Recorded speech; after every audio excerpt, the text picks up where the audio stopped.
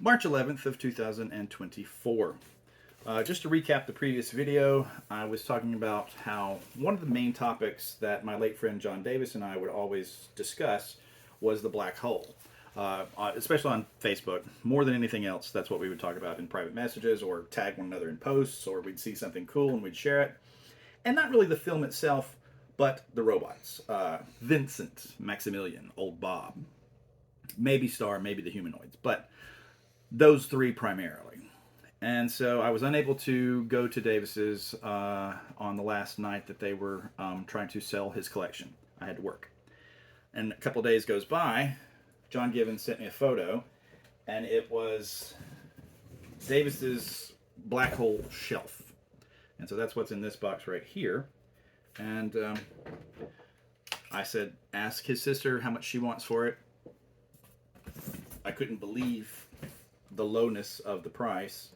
I said sold, and then I actually included some Red Lobster coupons and things with the payment to give her more value for it. So, but the more I thought about it, the more I thought, this was Davis. This was the guy that always said, I see in you a good home for my things, and he would come down off the price of things. And let's just take a glance in here and see what we've got. Number one, just looking at some paper stuff here. This one's a black hole poster book that I've never seen in my life. So, oh wow, some of these images. That's awesome. Oh, cool. Star. Wow. All right.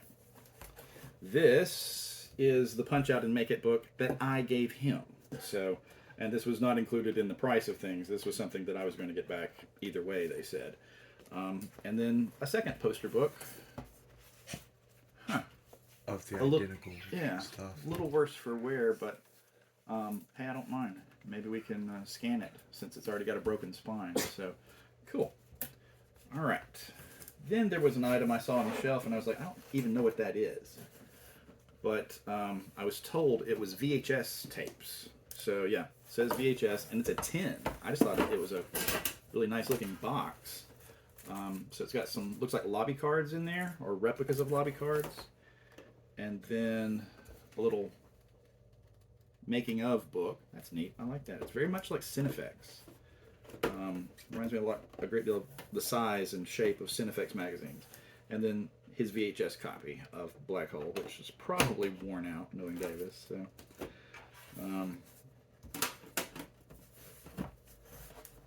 very cool. All right, and then, you got to have a black hole soda carrier tray, right? That's actually clever packing material. It's lightweight. It's an interesting shape to hold things. So we're going to get into a little bit of redundancy for my collection now at this point, because these are some things that I already own that I'm looking at right now. But this will make, I think, the 7th Diamond Select diorama backdrop that I have. So yeah, I collected way more of those than the number of figures that I have.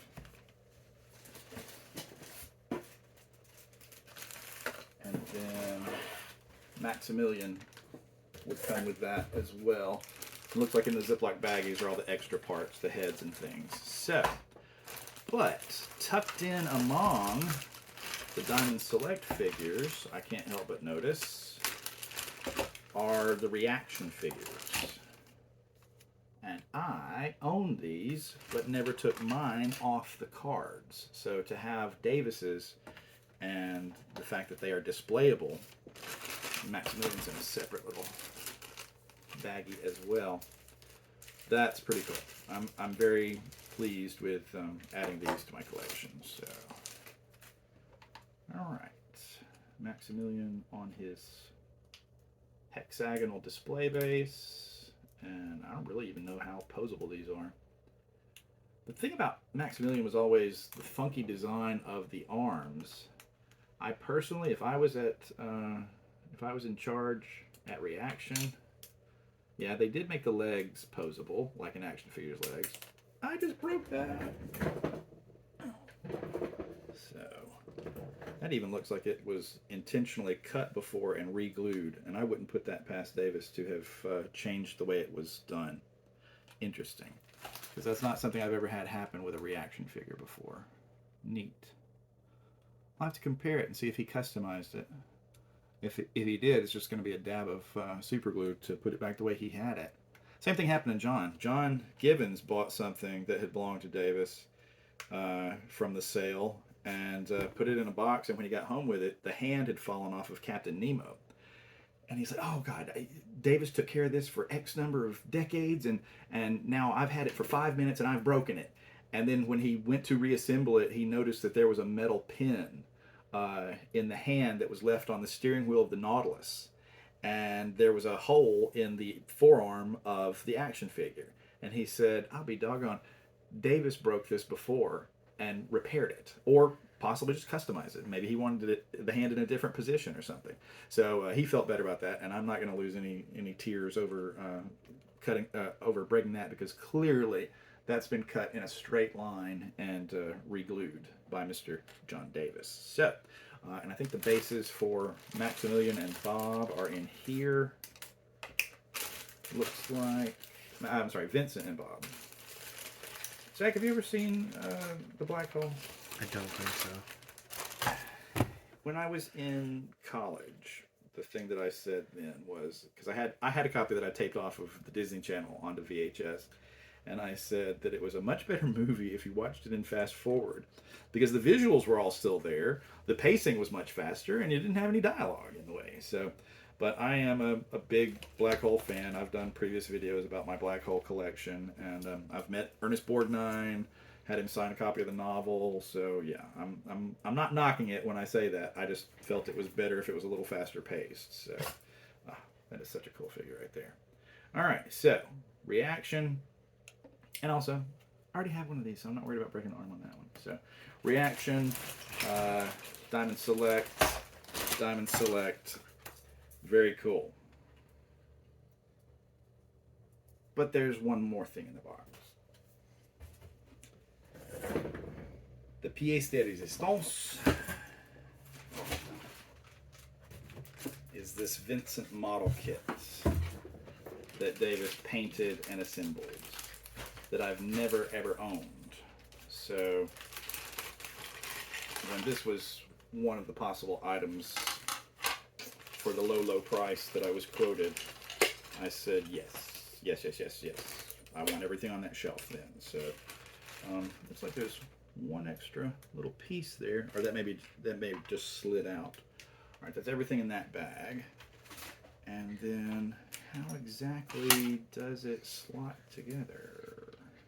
Looks like that goes there. Wow. I mean, I know the love he had for this character, for all the characters in this film, but Vincent, hands down, the most impressive one. So, all right, these parts just go right there. So, neat. It feels like some of these flaps and things might open, but I don't want to force it. Ah, hello again. And looks like that would just socket in there, yeah. And this would socket here. Let me break something else on camera, y'all. Come on now.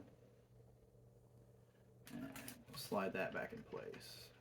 Sorry, boring television because it was all off camera. I apologize. But there is his Vincent model kit. Oh, that's going to collapse under its own weight. Yet, this is one thing I don't like about model kits when they include plastic or translucent pieces like that, because model kit glue just frosts those. So there's really no way of avoiding that.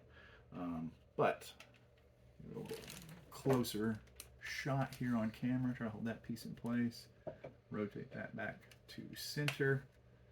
And when I lifted it, I felt that it actually does have the clear dome underneath in there. So I don't know if the head would retract downward from that, but it at least does have that. And I mean, look at these teeny tiny decals that he put on. So, quit rattling. Making noise.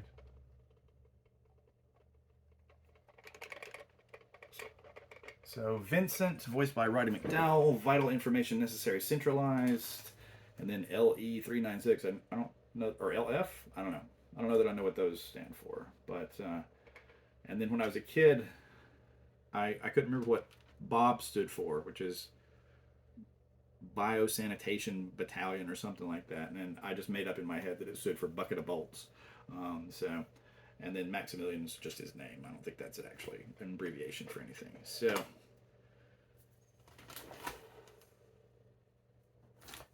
processing the magnitude of that piece right there. So, yeah. You have a good home with me. So, thanks for watching.